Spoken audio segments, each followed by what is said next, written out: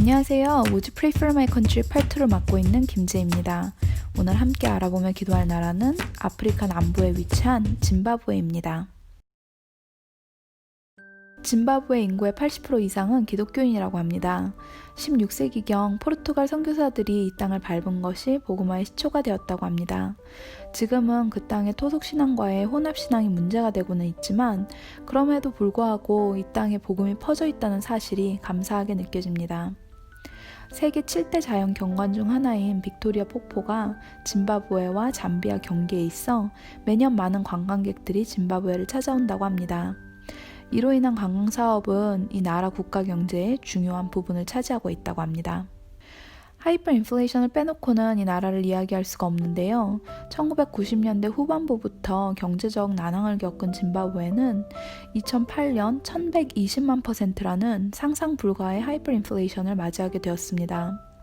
인플레이션의 이유는 당연히 무리한 화폐 인쇄로 인한 화폐의 가치 하락에 있었습니다.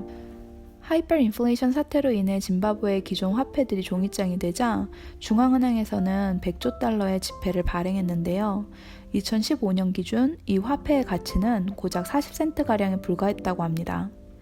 이후 더 이상 국가화폐의 가치를 신뢰할 수 없게 된 국민들은 달러나 유로 혹은 이웃 국가들의 화폐를 사용하게 되었고 2009년 국가에서도 자국민 화폐 사용을 아예 금지했다가 2019년부터 RTGS 달러라는 새로운 화폐를 출시하였다고 합니다.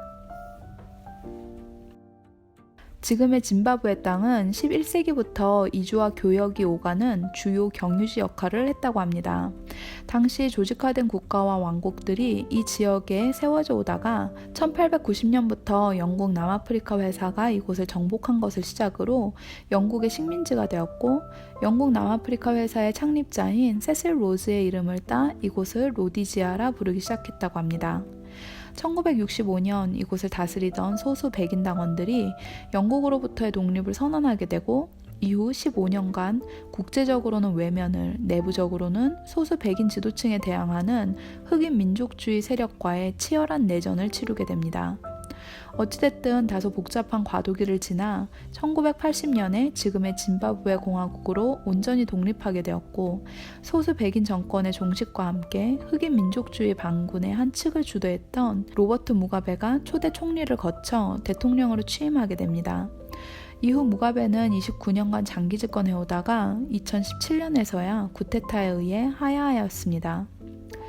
무가베의 정권 당시 그는 자국의 경제 불안을 서구 자본주의 국가들의 탓으로 돌렸고 국가 안보 조직을 형성하여 국민들의 인권을 침해하는 등 전형적인 사회주의 독재자의 표본이었습니다. 1980년부터 37년간 일어난 국민의 사망 중 무가베 정부에 의한 죽음이 최소 300만 건에 이른다고 합니다. 한때 크게 번성하며 아프리카의 보석이라 불리우던 이 나라는 1990년대 이후 경제 침체와 여러 차례의 경제 파탄을 겪으며 앞서 나눈 바와 같이 하이퍼 인플레이션 현상을 겪게 되었습니다.